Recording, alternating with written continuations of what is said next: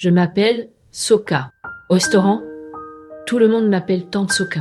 Les clients me connaissent comme la vieille dame qui sourit derrière la caisse. Certains viennent depuis si longtemps qu'ils me demandent des nouvelles de mes genoux, ou me disent que je devrais enfin prendre ma retraite. Je leur réponds toujours la même chose. On ne se repose pas quand on a passé sa vie à courir. Ils rient. Moi aussi. Mais ils ne savent pas que je dis la vérité. Je suis née en 1959, dans un petit village du Cambodge. À l'époque, notre maison était en bois, construite sur pilotis. Mon père était instituteur. Ma mère cultivait des légumes derrière la maison. Je me souviens encore de l'odeur du jasmin le soir. Je me souviens des pluies de mousson. Je me souviens du bruit des grenouilles après la tombée de la nuit. Et je me souviens de la dernière fois où nous avons été une famille. J'avais 16 ans. Le matin du 17 avril 1975, ma mère m'a réveillée avant le lever du soleil. Sa voix était différente. « Soka, réveille tes frères !» Je lui ai demandé ce qui se passait. Elle a simplement répondu « Nous devons partir ». Dehors, des hommes vêtus de noir traversaient le village. Ils disaient que nous devions quitter nos maisons pour quelques jours. Ils répétaient que les Américains allaient bombarder la région. 3 jours, promettait-il. Alors, nous avons obéi. Parce qu'à 16 ans, on croit encore que les adultes disent la vérité. Je n'ai emporté qu'une seule chose.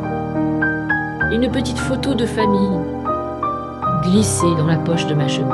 Je pensais la rapporter à la maison quelques jours plus tard. Je ne savais pas que je ne reverrais jamais cette maison.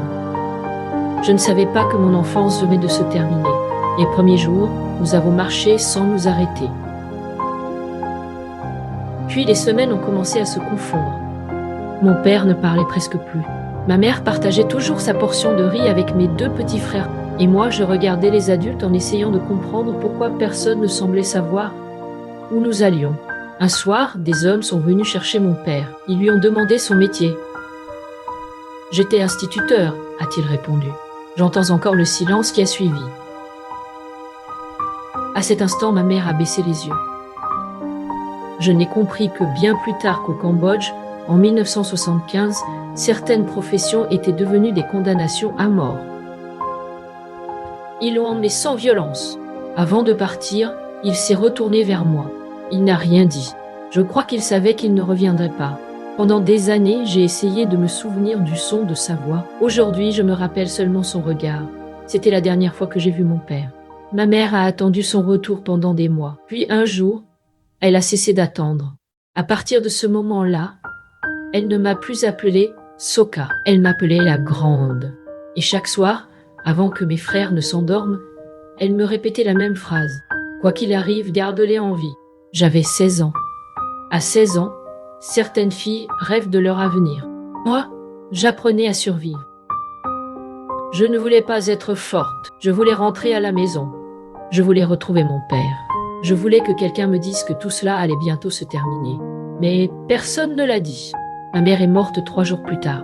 Je n'ai pas pleuré, pas parce que je ne l'aimais pas. Parce que j'étais fatiguée. Parce qu'il fallait encore trouver du riz. Parce que mes frères avaient faim. Parce qu'au Cambodge, en 1977, les enfants n'avaient pas le temps d'être des enfants.